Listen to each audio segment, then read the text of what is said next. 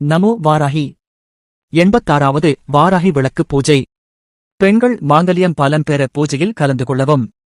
அனுமதி இலவசம். தேதி ஜூன் 26. இடம் திரிசக்தி வாராகி பீடம், காட்பாடி. நேரம் மாலை 6 மணிக்கு.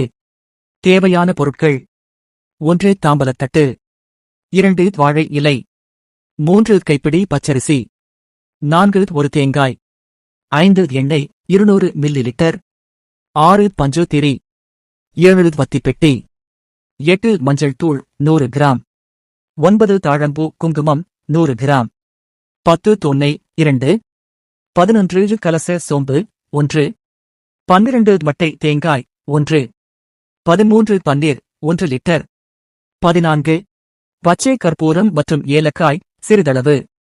மேலும் தகவலுக்கு 9080199356. நமோ வாராகி.